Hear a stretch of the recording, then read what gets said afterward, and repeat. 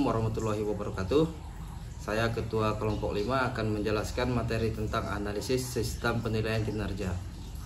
Sebelumnya, izinkan saya memperkenalkan anggota dari Kelompok 5, yaitu saya Rizky Iksan selaku Ketua Kelompok 5. Ada Laras Widyaningrum, Aditya Kurniawan, dan Reja Jo Apriansah. Baiklah, langsung saja masuk ke materi yang pertama, yaitu definisi penilaian kinerja. Definisi penilaian kinerja adalah proses sistematis untuk mengevaluasi performa dan kontribusi karyawan terhadap pencapaian tujuan organisasi. Tujuan utama penilaian ini adalah untuk memberikan umpan balik yang konstruktif, menentukan kebutuhan pengembangan, serta memotivasi karyawan untuk mencapai kinerja yang lebih baik. Materi selanjutnya yaitu sistem penilaian kinerja di Indonesia. Sistem penilaian kinerja merupakan komponen penting dalam pengelolaan sumber daya manusia. Perusahaan-perusahaan di Indonesia semakin menyadari pentingnya sistem penilaian yang efektif untuk meningkatkan produktivitas dan mengembangkan talenta karyawan. Baiklah, materi selanjutnya akan dijelaskan oleh rekan saya, Laras Widyaningrum. Saya akan melanjutkan materi sebelumnya. Yang pertama, pentingnya penilaian kinerja. Terdapat 3 contoh. Yang pertama, umpan balik. Sistem penilaian kinerja memberikan umpan balik yang berharga bagi karyawan, membantu mereka memahami kekuatan yang perlu ditingkatkan. Yang kedua, pengembangan karir.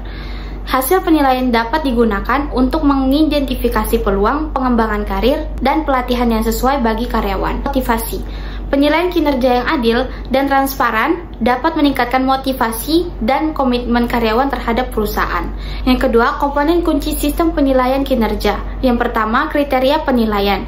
Penentuan kriteria penilaian jelas, terukur, dan selaras dengan tujuan organisasi. Yang kedua, metode penilaian. Pemilihan metode yang tepat seperti penilaian 360 derajat, manajemen berdasarkan tujuan atau penilaian kompetensi. Yang ketiga, feedback atau tindak lanjut. Pemberian umpan balik konstruktif dan rencana pengembangan untuk mendorong perbaikan kinerja. Yang keempat, budaya organisasi. Menciptakan budaya yang mendukung penilaian kinerja yang adil dan terbuka. Melanjutkan penjelasan dari Laras, saya Aditya Kurniawan akan menjelaskan tentang metode penilaian kinerja Indonesia. Metode penilaian kerja di Indonesia ada 4 poin. Yang pertama adalah penilaian kompetensial, yaitu adalah mengevaluasi kemampuan karyawan berdasarkan kompetensi yang dibutuhkan untuk peran mereka. Dan yang kedua adalah manajemen berdasarkan tujuan, menetapkan tujuan kinerja yang spesifik, terukur, dan selaras dengan tujuan yang diinginkan organisasi. Yang ketiga adalah penilaian 360 derajat, mengumpulkan umpan balik dari atasan, rekan kerja, dan bawahan untuk penilaian yang lebih kompeten. Yang keempat adalah peringkat kinerja, yaitu menentukan peringkat kinerja karyawan berdasarkan kriteria yang jelas dan juga objektif. Berikutnya adalah tantangan dalam implementasi.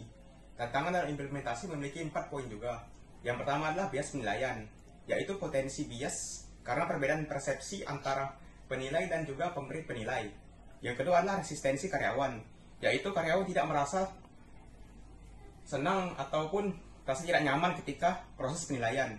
Yang ketiga adalah kualitas umpan balik, yaitu pemberi umpan balik yang tidak konstruktif atau tidak tepat waktu dalam mengurangi manfaat penilaian. Yang keempat adalah sumber daya terbatas. Keterbatasan anggaran, waktu, dan juga sumber daya manusia dapat menghambat implementasi yang efektif. Berikutnya adalah praktik terbaik sistem penilaian kinerja. Praktik terbaik sistem penilaian kinerja juga terdapat 4 poin. Yang pertama adalah kesesuaian tujuan, yaitu kriteria penilaian harus selaras dengan tujuan strategis organisasi. Yang kedua adalah keterlibatan karyawan, melibatkan karyawan dalam proses penilaian untuk meningkatkan kepercayaan dan komitmen karyawan. Yang ketiga adalah umpan balik berkala, yaitu memberikan umpan balik secara reguler, tidak hanya pada saat penilaian formal. Dan yang terakhir adalah pengembangan berkelanjutan, mengintegrasikan hasil penilaian dengan program pengembangan karyawan yang berkelanjutan. Baik, perkenalkan, nama saya Reja Jo Apriansah. Di sini saya akan melanjutkan materi yang barusan disampaikan oleh Aditya. Di sini kita akan memasuki materi studi kasus sistem penilaian kinerja di perusahaan PT Indosemen Tunggal Perkasa Tbk. Di sini ada 3 poin. Yang pertama, kita memasuki poin penetapan tujuan, atau perusahaan menetapkan tujuan kinerja yang selaras dengan strategi bisnis dan mengkomunikasikannya dengan jelas kepada karyawan. Poin kedua, penilaian 360 derajat atau sistem penilaian 360 derajat diterapkan untuk mendapatkan umpan balik komprehensif dari berbagai pemangku kepentingan. Dan poin yang ketiga, umpan balik dan pengembangan. Hasil penilaian digunakan untuk memberikan umpan balik konstruktif dan menyusun rencana pengembangan karyawan. Jadi dari semua materi yang disampaikan oleh rekan-rekan saya, di sini ada 3 poin kesimpulan. Yang pertama, sistem penilaian kinerja yang efektif. Sistem penilaian kerja yang efektif dapat meningkatkan produktivitas, mengembangkan talenta, dan mendukung pertumbuhan organisasi. Yang kedua, tantangan dan solusi. Meskipun terdapat tantangan dalam implementasi, perusahaan dapat mengatasi hambatan dengan praktik terbaik dan komitmen yang kuat. Yang ketiga, peran penting penilaian kinerja. Penilaian kinerja yang dirancang dengan baik dan diimplementasikan secara efektif dapat memberikan manfaat signifikan bagi perusahaan dan karyawan. Demikianlah materi yang dapat kami sampaikan. Semoga materi ini dapat berguna dan bermanfaat bagi teman-teman semua yang menonton video ini. Saya selaku anggota kelompok mengucapkan terima kasih. Assalamualaikum warahmatullahi wabarakatuh.